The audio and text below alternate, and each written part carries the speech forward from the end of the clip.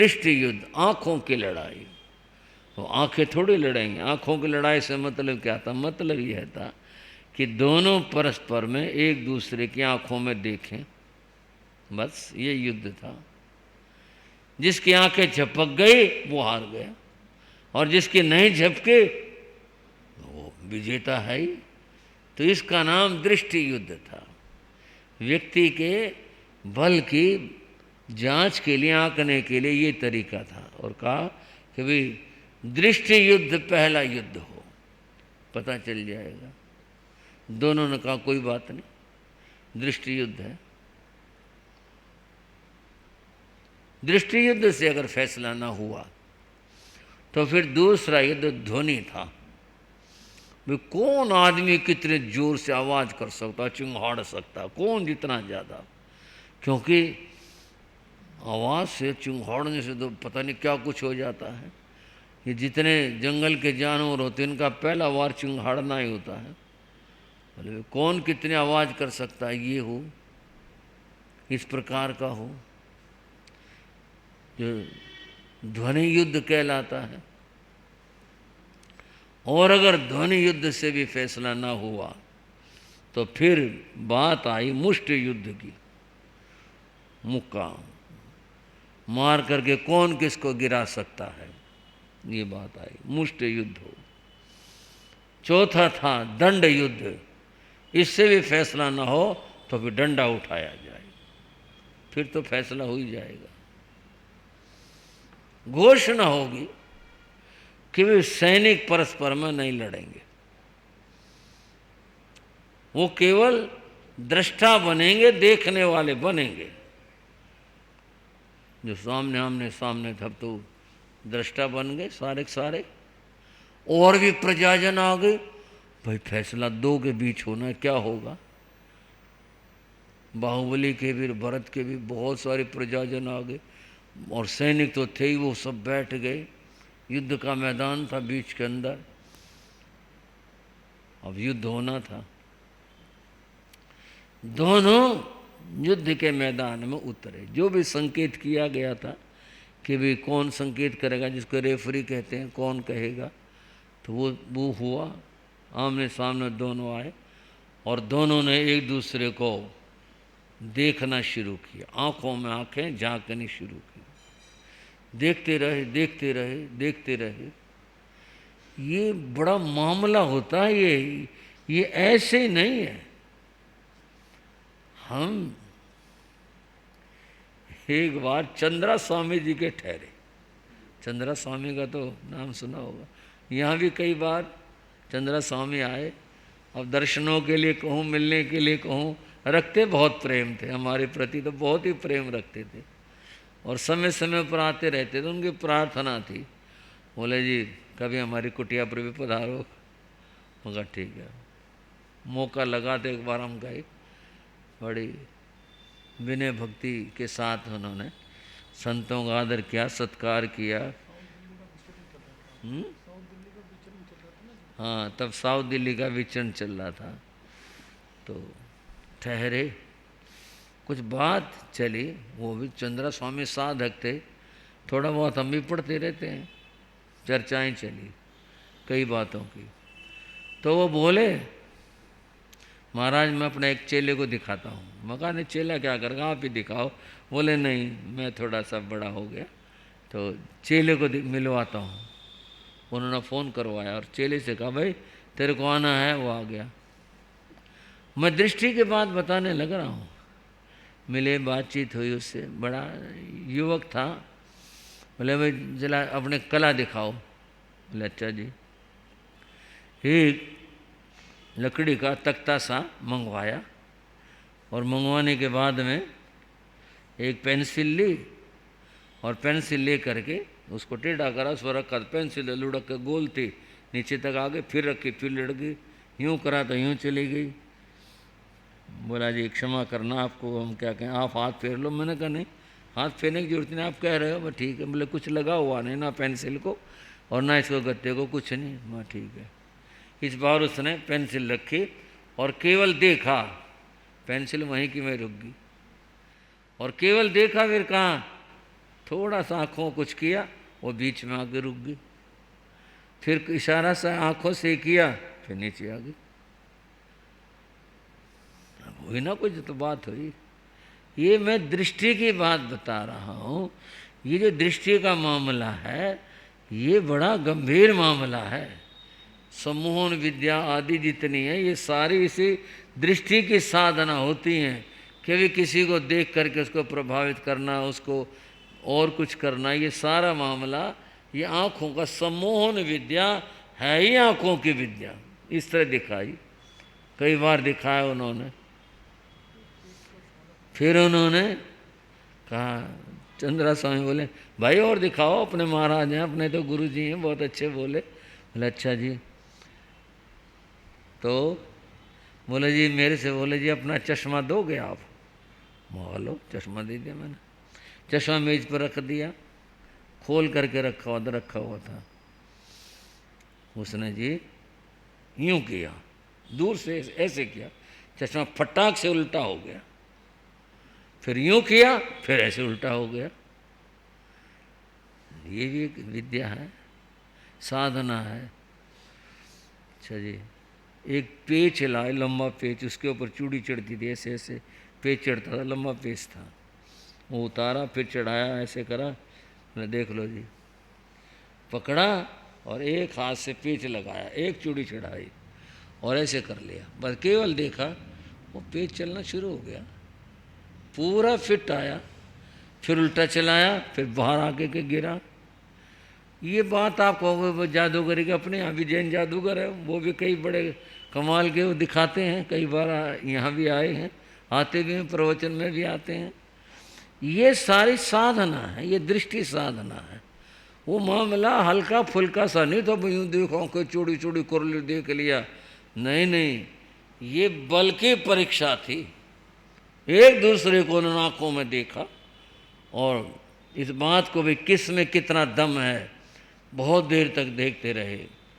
आखिर भरत की आंखें झपक गई,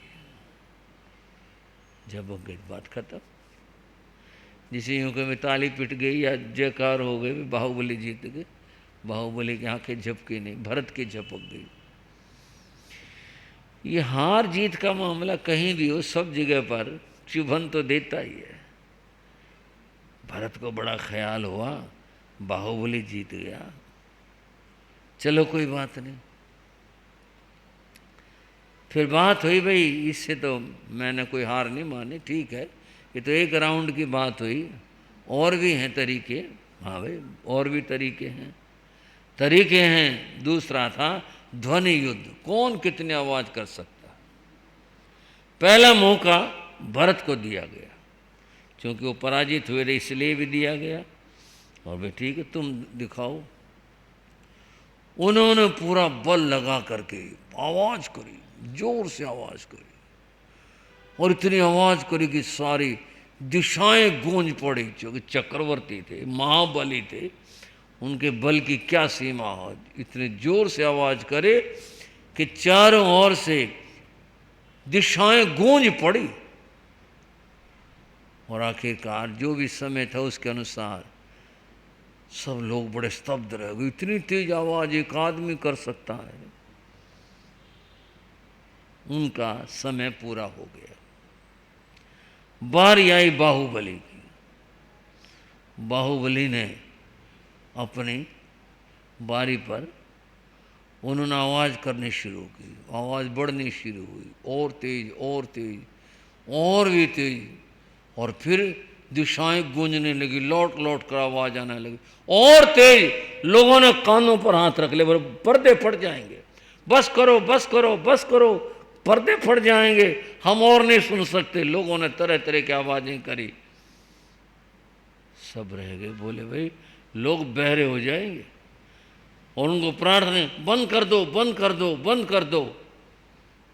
उन्होंने बंद कर दी। बाहुबली जीत गए, जिनकी आवाज इतनी विकट थी, इतनी विकट थी, किसी से सहन ही नहीं हुई। और फिर विजयी हो गए बाहुबली।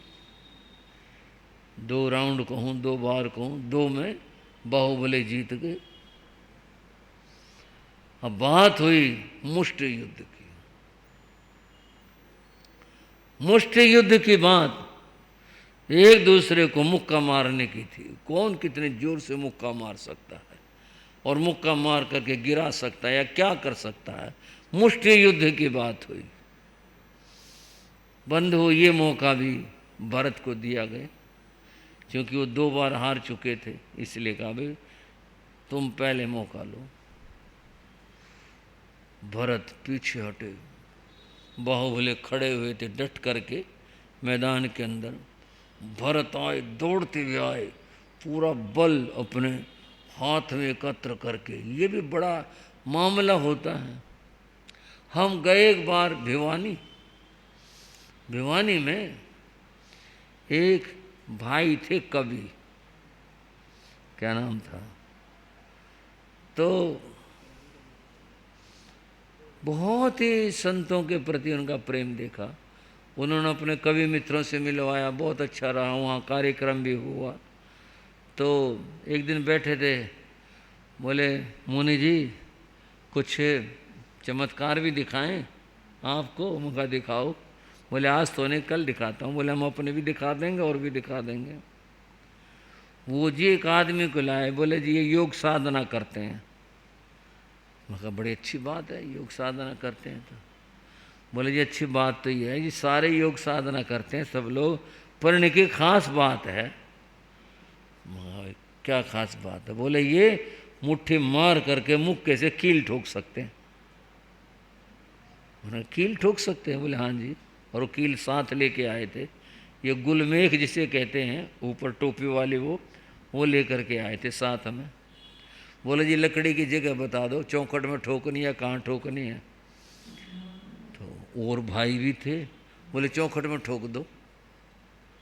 उन्होंने पहले तो जी अपनी उंगलियां ऐसे ऐसे करी, ऐसे करे, फिर यूं करा, हाथ को 5-4 मिनट संचालन किया। तो हमने देखा यहाँ उनके एक गांठ से बन गई ऐसे करने से। वैसे तो प्लेन होता सबका, यूं करें थोड़ा सक्सा हो जाता, उनके गांठ से बन गई।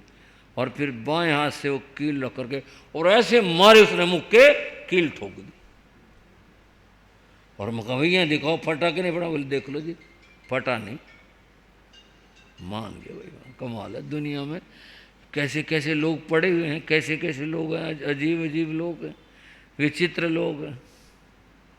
करके दिखा दिया। बोला जी अब इसे कोई निकालो, कोई यूँ हो ना, यूँ चिपका दिया, यूँ कर दिया। तो चिपकाने का तो मतलब ना, निकाल कर देखो ना जी ना। फिर वो लाए, उससे निकाली वो कील। मगर आप बोले ना मेरा काम ठोकने का था, निकालने का नहीं है। मैं ठोक दी थी, और का दौड़ ठोक दूँ। फिर वो कील निकाली गई, बंद हो। ये बड़ा विकट मामला है। वो जो हमारे कवि जी थे, बोले जी कहो तो गुजारिश करूं मैं भी कुछ आपको दिखा दूं। मौका दिखाओ जी, जरूर दिखाओ। उन्होंने जेब में से लकड़ी की एक जंजीर, चेन जिसको कहते हैं, चेन, वो निकाले, ऐसे दिखा दी।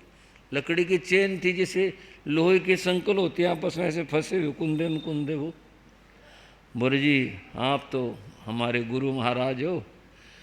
वहाँ कहीं बैठे, बोले कोई आदमी इसमें जोड़ बता दे, 10,000 रुपये नाम दूंगा।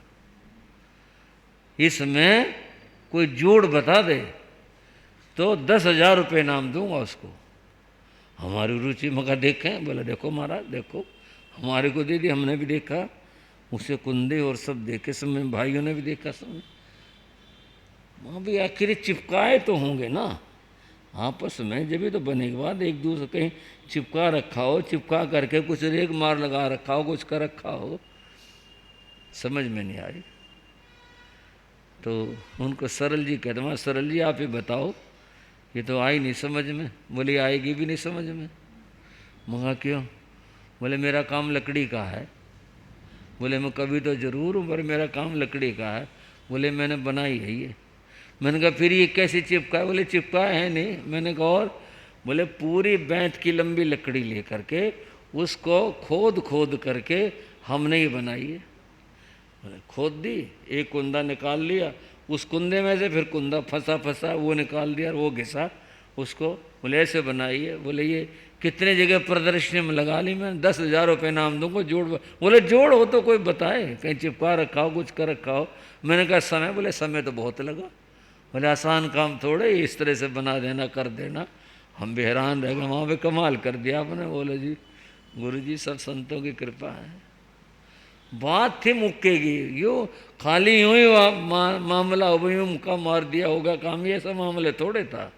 हमारा वैराग्य भी कुछ मुक्का बढ़ाने लग रहा हो, देखो भाई ये बड़ा कठिन काम है मुक्के वाला। तो वो मामला वहाँ का था, बड़ा आसान काम थोड़े था कि भी मुक्का मार दिया। और मामला युद्ध का, इतना बड़ा फैसला, जहाँ पर फैसला होना हो चक्रवर्ती के राज्य का, वहाँ कोई ऐसा मामला थोड़ा था। मैंने तो आपको बताया ये मुक्के की बात कि मुक्का मार कर कील ठोक दी, हमारे देखते देखते ठोक दी। बड़ा बड़ा ऐसे मारे उसने मुक्की कील को। भरत में पूरी ताकत के साथ में बाहुबली के कंधे को ऐसा मुक्का मारा कि बाहुबली जमीन में घुटने तक धंस गए। सब लोग देखते रह गए, कितनी चोट मारी होगी। आदमी जमीन में धंस जाए, घुटने तक धंस जाए, इतना ज्यादा धंस जाए। बाहुबली बोले और मारना तो और भी देख ले। मैंने अपना वार पूरा कर दिया। उनका ख्याल था कि इस बार मैं जीत जाऊंगा। बंधु वो बाहुबली ने कहा अब तुम तैयार हो लो, जैसी कथा बताती है। बंधु वो बाहुबली ने भी वही प्रयोग किया पीछे हट करके, और फिर जो भी उनकी कला थी, क्या बात थी, भरत के एक मुक्का मारा तो कहते हैं कंधों तक जमीन में धंस गए। लोगों ने आकर के निकाला, सैनिकों ने निकाला, जमीन में ऐसे कहते हैं कील की तरह ठोक दिए जमीन के अंदर, कंधों तक धंस गए। हो गई पराजय। अब क्या हो सकता, वो तो इतना ही कर सके थे, इन्होंने इतना बड़ा काम कर दिया। अब भरत ने देख लिया और सोच लिया चक्रवर्ती ये है, मैं नहीं हूं।